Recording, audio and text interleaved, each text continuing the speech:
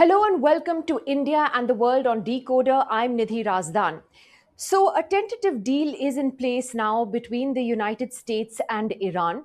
And what happens over the course of the next 60 days in particular, but perhaps much longer than that, is something that the world will be watching very closely.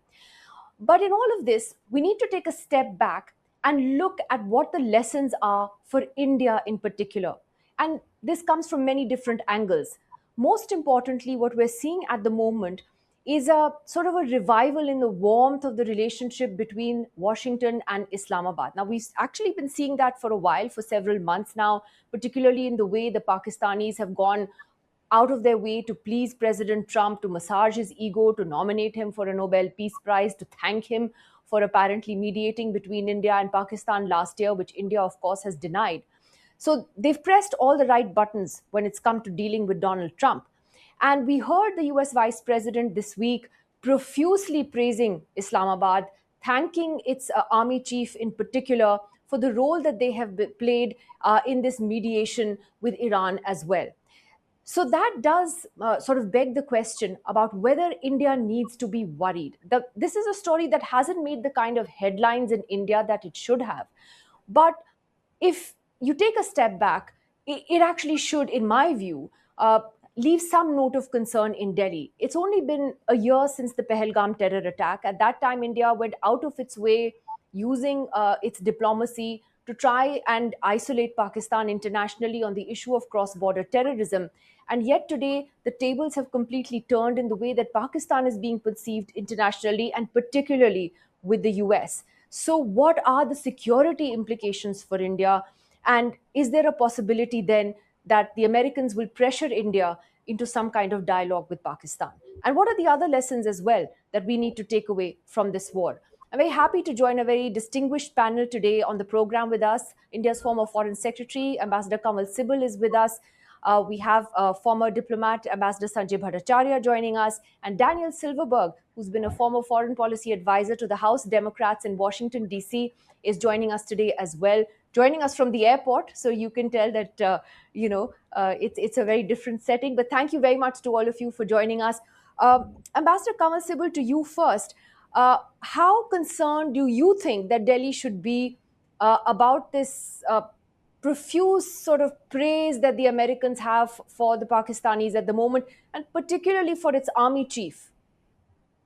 Well, I think to some extent we should be concerned because what should not happen, and if we did, it would be a disaster for our relations with the United States. If in this newfound enthusiasm for Field Marshal Munir in Pakistan, United States started arms supplies to Pakistan. You know, they've done that in the past. A few months ago, they sanctioned 300 and some $1 million for upgrading of the F-16s, which they sort of covered up by saying it doesn't give them any new capabilities, but it is to keep them functional, which is not quite true. This is the way the Americans will do these things. The other is that Pakistan is in very dire economic straits. They are on a drip from the IMF. They don't have the money, and yet they are placing huge orders from China. Now, one would have thought that United States taking this into account, that they are actually uh, helping arms build up for Pakistan with Chinese help by being generous in terms of funneling economic aid to Pakistan. But that could be a source of concern because we are hearing that China may even supply them advanced fifth generation aircraft, everything else. That's the second. The third is the regional security profile that has been given to Pakistan, uh, which with their defense agreement with Saudi Arabia, and generally speaking, the fact that they have been given this role to be a mediator between Iran and the United States, which has given Pakistan a great international boost. There's no doubt about it, and it'll make our task difficult in terms of keeping the focus on Pakistan as a harbinger, as a source of terrorism in the neighborhood, especially against India. And generally, its affiliations with terrorism, and this is something which we have been plugging very, very strongly all these years.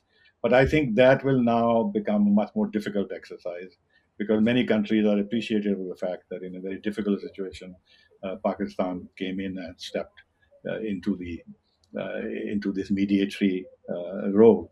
Now, there's a limit to this, and I don't think we should be overly perturbed because the last word has not been said on how this is going to pan out. And you already have seen that the Arab countries are getting a bit concerned that non-Arab country is playing a mediatory role between Iran and the United States, whereas the focus of the entire problem is the Gulf, are the Arab countries. And therefore, Qatar has stepped into the breach, and Qatar has taken the lead. And in its own tweets, one can see that Qatar is trying to show that we are the lead player, and they appreciate the cooperation got from Right. But things like that. I just want to take off. Just to I conclude, want to take off. I would Yeah. just to conclude, I would say that there is some cause for concern about Pakistan's high profile, which they'll capitalize on and use that to put pressure on India on various issues which divide us. But to answer one of your questions you raised, there is no question of India at all yielding to any American pressure to start a dialogue with Pakistan. Ambassador Sanjay Bhattacharya, do you agree with that? And I also did find it interesting and not a coincidence. We recently heard the RSS chief in India talking about dialogue with Pakistan, and saying that it was for the people. And coming just a year after Operation Sindoor, I mean that did raise eyebrows. Just as we are recording this program, reports have emerged of another track two dialogue between Indian and Pakistani. I think they would be retired foreign service, army, journalists, meeting in Colombo and in Bangkok for a track two dialogue. So, do you think that these are just coincidences, or do you think that there is some kind of subtle pressure to nudge the two countries to talk? So, firstly, I would say that I'm actually pleased that somebody has taken the initiative to bring about a deal between the Americans and the Iranians. The Pakistanis have done it in their own way, and I don't think we need to give them more credit than is due. But I think we do need to recognize that this particular war had caused immense damage and destruction to stability, security, and the economy, not just of the region, but even beyond, and we were also affected. So in that particular perspective, I do appreciate the fact that Pakistan played the role of a mediator, because it did seem that between Iran and the United States, it was not possible for them to have direct talks. Having said that, I will say that we should not overplay the Pakistan contribution in this particular context, either in terms of what it will do in the overall final settlement, or particularly in terms of what happens in the India-Pakistan arena. The India-Pakistan arena, I believe, has always been a bilateral one in which our concerns are well known and well expressed. And in that particular context, there is also need for dialogue. So I think it is not good to have a policy which just is hands off. We need to be extremely conscious of the fact that Pakistan is a persistent threat, and their threat of terrorism is not going to die easily. So we need to be prepared on that particular ground. So we don't want an October 7 kind of a situation happening in another Pahalgam kind of an incident. So we need to be conscious of that. But at the same time, the lines should be kept open so we can have a possibility to see if there is a new wind. And at the same time, of course, India will continue to be extremely mindful. We must also be careful at this particular juncture, because there are various parties in our region who are becoming more sympathetic towards the Pakistani cause. Earlier, it was only the Chinese who were supportive of Pakistan, but we do see that within the region, Pakistan is gathering greater momentum of some semblance of support and understanding of what their aspirations are. This is like a double-edged sword, because on the one hand, we do want a prosperous and stable Pakistan, but on the other hand, the tendency for the leadership in Pakistan has often been to turn it towards issues that have a more bilateral context with India. And I think that requires a level of preparedness, which I'm sure my people will be taking care of. I think you make an interesting point. As you said, India needs to be cautious, but you believe that some kind of channel needs to be kept open, regardless of that. And I don't know if Ambassador Sibal necessarily agrees with that. I'll ask him about that in just a moment. But Daniel Silverberg, just to get a perspective from Washington, we know how transactional Mr. Trump is, how he believes in a sort of quid pro quo. Now that Asim Munir has made himself appear to be indispensable in these talks with Iran, for which the Americans are thanking him personally, what do you think that the Pakistanis will want from Mr. Trump? And given that Mr. Trump, I'm sure, will know what India's sensitivities are with Pakistan, do you think that he would try to please Pakistan on the mediation front? Well, first, thank you so much for having me. I can't speculate to how the Pakistanis are viewing the situation. I can only imagine that they are thrilled to be husbanding their political capital from putting themselves in the center of these sensitive negotiations.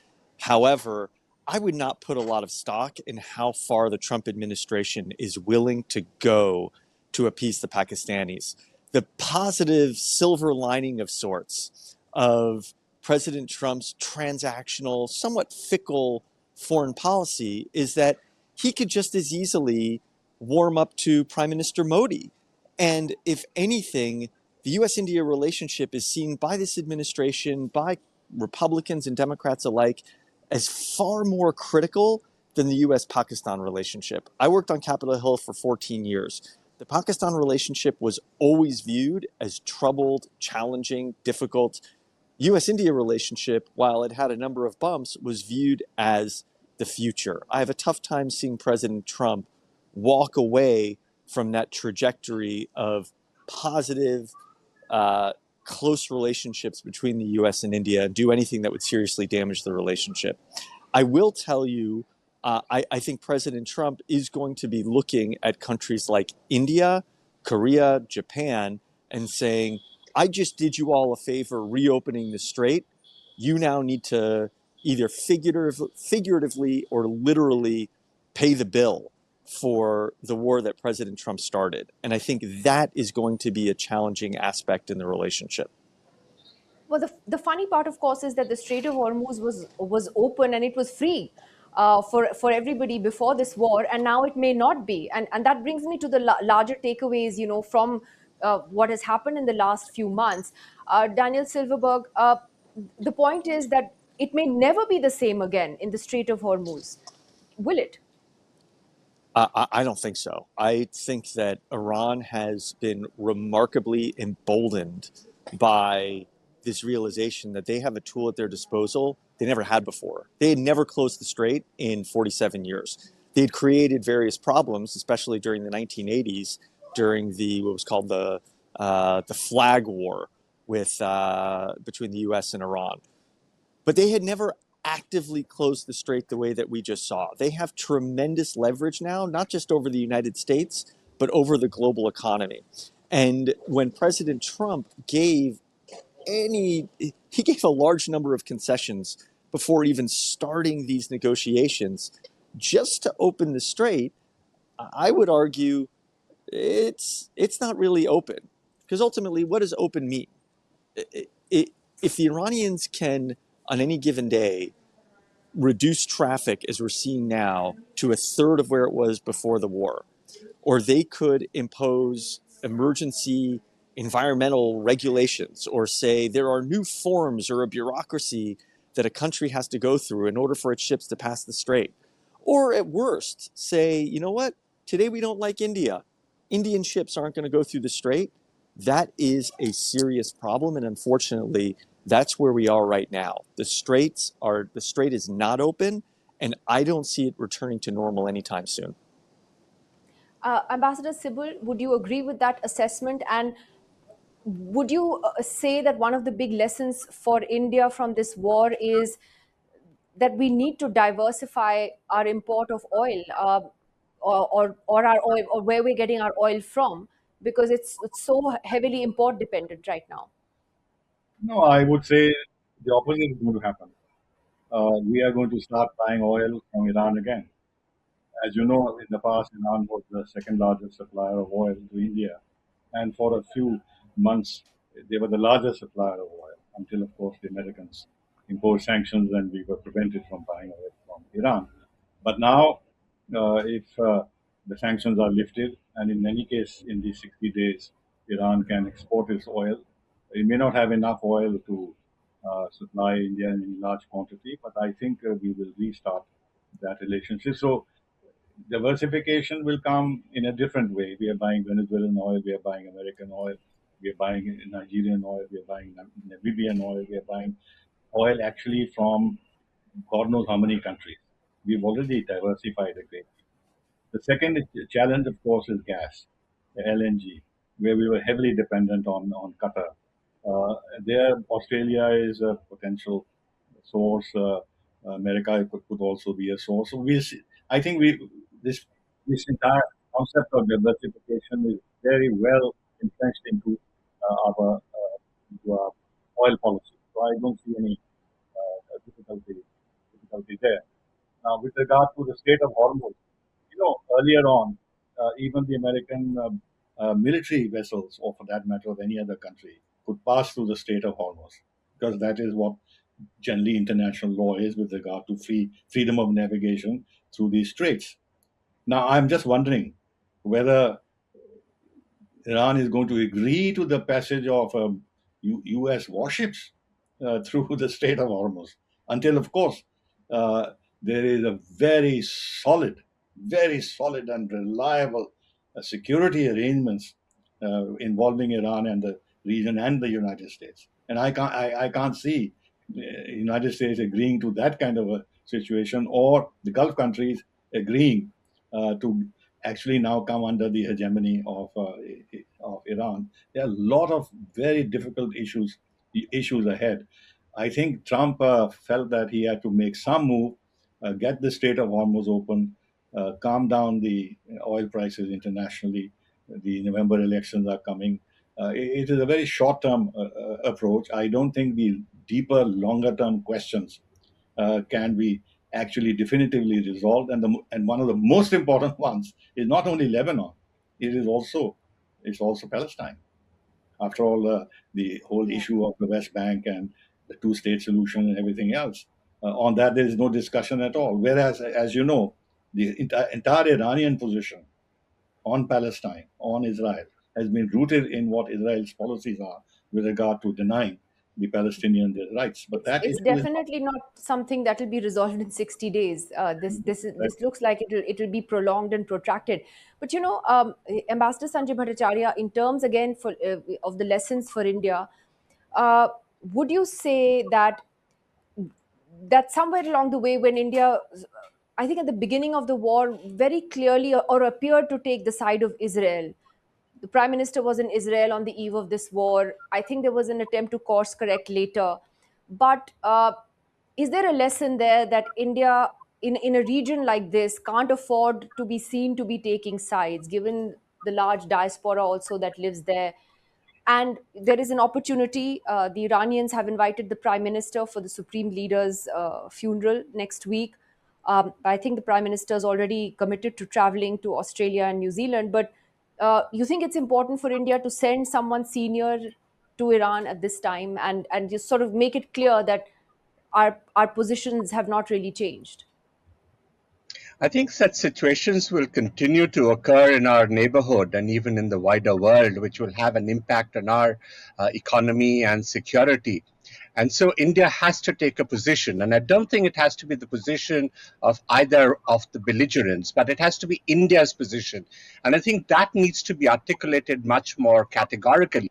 And I think in this particular instance as well, where Israel, US went to war with Iran, it was very important to emphasize what India's position was. So I don't think we were on one side or the other. We have interests which are very deep on both sides. As far as this question that you raised about the funeral of the former supreme leader, to which I understand an invitation has been extended to the Prime Minister. And I understand it's not been extended to very many heads of state and government. I believe, given the kind of very deep relations that India and Israel have, we must be represented at a very senior level. And I'm sure the Prime Minister will take a judicious decision on that. Our interests with Israel are not just our old ties with that particular country or its people, but actually it becomes like a point that goes on beyond towards Central Asia and on towards Eastern Europe. Just as our ties with Israel are not just the ties between India and Israel and the technology and the people, but also the kind of connectivity that brings us through the IMEC, for instance, which links us, of course, at this point of time through the Straits of Hormuz onto Israel and then further on towards the European continent, opening up new possibilities, new business. And I think that's the kind of scenario that India has to put forward as its priorities. And it's only then that our strategic autonomy will become even more meaningful. Ambassador Sibal, quick last word from you. Do you believe that India should send somebody very senior to Iran next week for the funeral? Yes, I have already put a post on X to say that we should. This will, in some sense, will make up for the fact that we didn't condone the political assassination of Khamenei, which was absolutely contrary to international law. Uh, this would that is one. The other is that the Iranians are actually reaching out to us by giving this invitation, and this is in the context of the relationship with Pakistan, which is not developing along very positive lines because of the mediatory role they played. In that sense, also, the Iran is saying that look, we are not going to play this India-Pakistan game. We have an independent relationship with India, so they've given us the invitation. We should respond, and it should be at a senior enough level. Of course, the Prime Minister should not go, cannot go, but should not also go because Khamenei was not the formal head of state. So therefore, whether we send the vice president or we send somebody else, that's a matter for Prime Minister to decide. But we should. And then the fact that the Iranians and the US are talking to each other actually gives us the political space to make this gesture. And tomorrow we are going to go back to Chabahar. We are going to go back to developing the international North-South trade corridor, and also look for projects in Iran as we've done in the past, and of course buy oil from them. So it's very important that we build the foundation for our new relationship with Iran, if everything sort of proceeds reasonably smoothly, by making this gesture. I don't think we can afford not to make this gesture. I think that's very well put. Thank you very much to all of you for joining us on DeKoder today, looking at various takeaways from this conflict. We'll be back with much more on this story and other stories next week. Do join us there. Goodbye.